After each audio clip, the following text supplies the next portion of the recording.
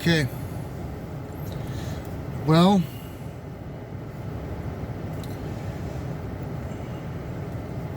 just wanted to do another video here for y'all.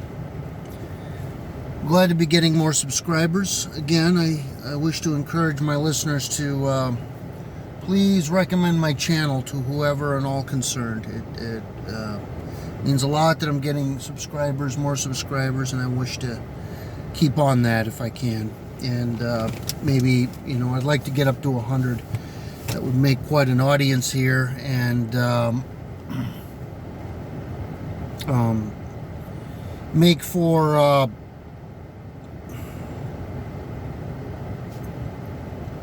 some good content, I guess, and material to share.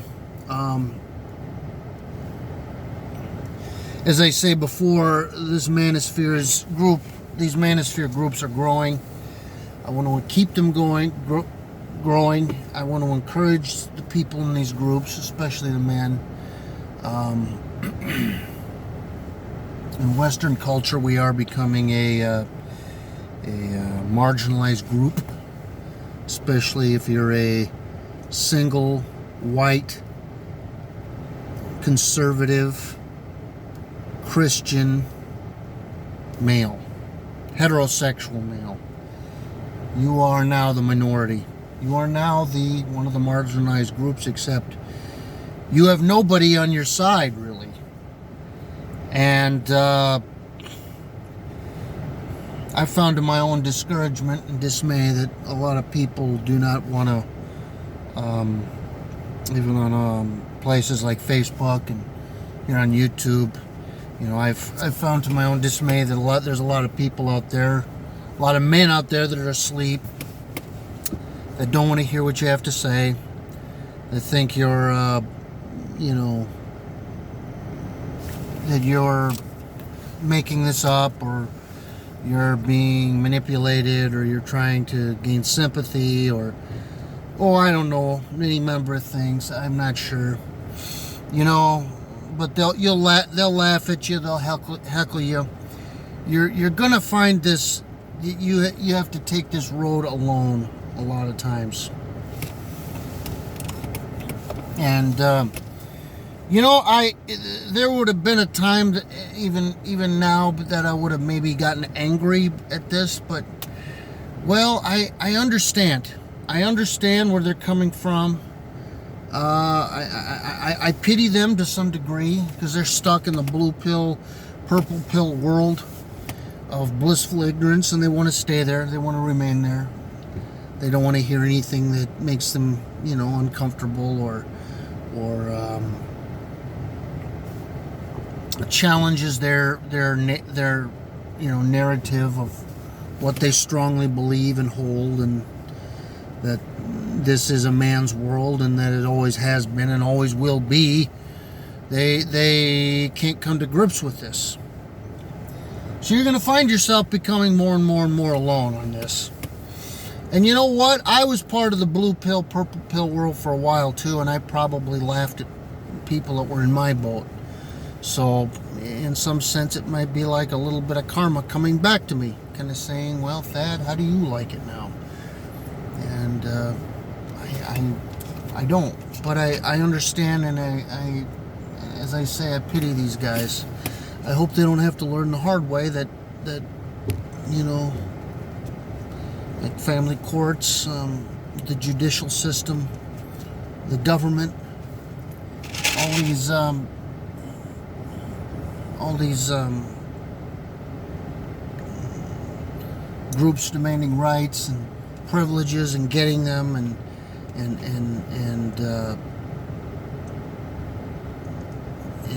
benefiting at the expense of the courts and the family system, are women, again and again.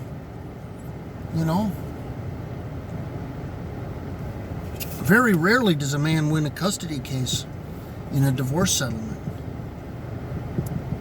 The man who almost always loses in this situation is the person that always loses is the man. How many men have been taken to court and lost everything because of some vindictive female, who wants to, who feels she's owed something? How many men are now being shamed into taking care of another man's kids, or being told that they're not a real man unless they do so? How many men are being shamed into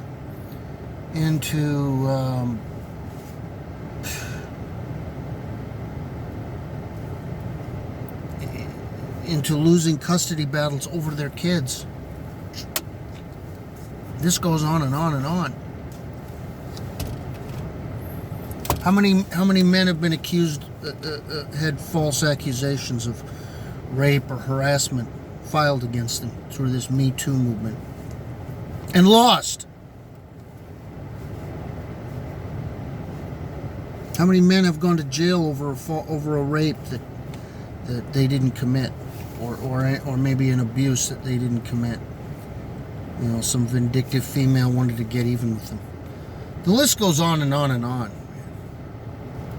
And you're going to find that some get this and some don't. And but here's the thing: more and more, as a man, you got to advocate for yourself. You got to use whatever social media channels you can use to get out this message. And find a community where you belong and have a voice. And a voice that will be listened to. And hopefully even find support groups where this is the case. Although those are getting fewer and fewer as well.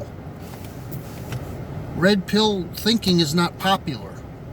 It's been heard of, but it's not popular, and you're gonna find yourself becoming more and more alone in this. And I said some things this week on Facebook, and I'm gonna say them here about a couple of people, even in conservative movements, that concern me. A couple of names I'm going to drop that some of you, it's not going to sit well. I know that, but I don't give a shit, because I care enough about men and establishing cultural changes and cultural movements to make changes that I'm willing to step on and hurt some people's feelings. And I feel there's conservative Kool-Aid as well as liberal Kool-Aid out there. The people who own the news outlets, you got to know that. Who does? I think Kanye West almost kind of proved that point. But two people that I've known have come to light: Jordan Peterson and Candace Owens. Now,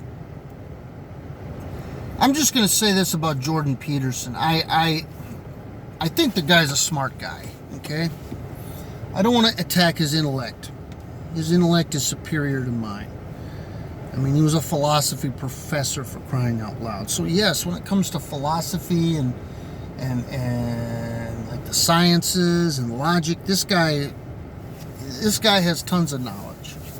He's got a lot of knowledge, and he's done quite well for himself too, with his now that he's established himself as a name, as a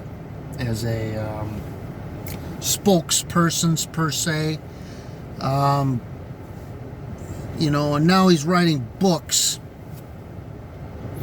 kind of bit more or less encouraging and even almost shaming young naive men, who the courts are biased against, and will take them to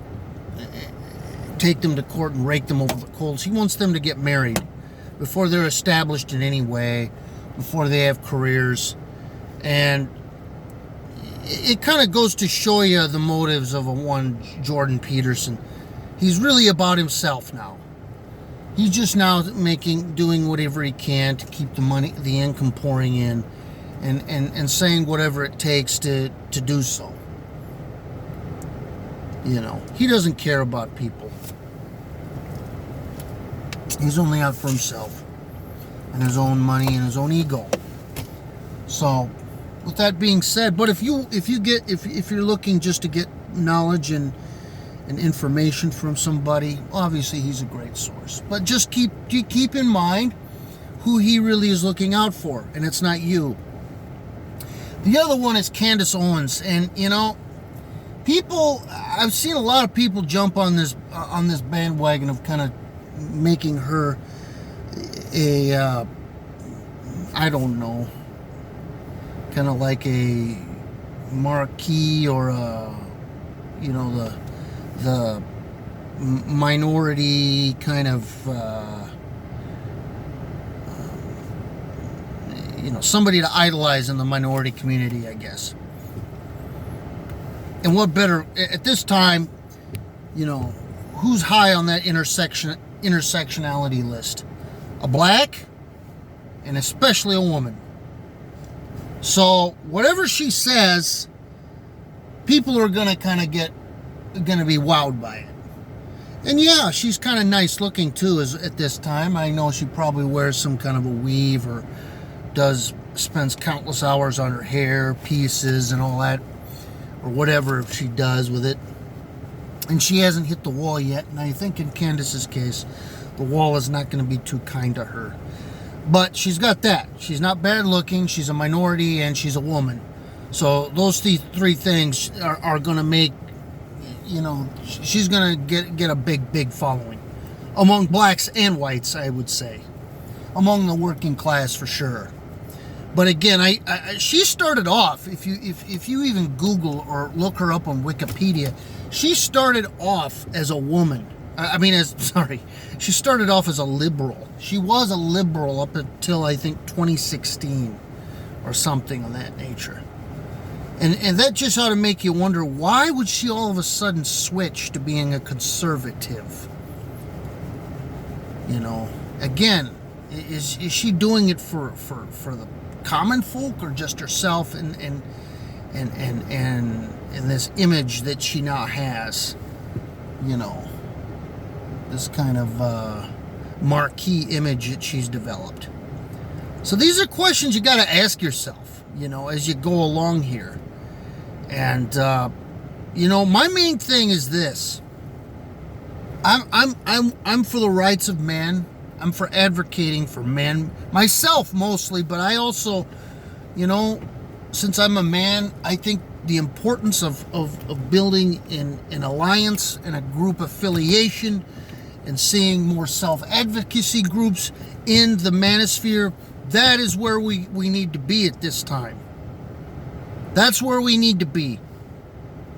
And I'll be damned if I can do anything to hinder that. And let anybody come between that. So, and that's the mindset I think those of us in the manosphere should have. Once again, thank you for listening, and please, again, like I said, try to get more people to subscribe to my channel. All right, take care.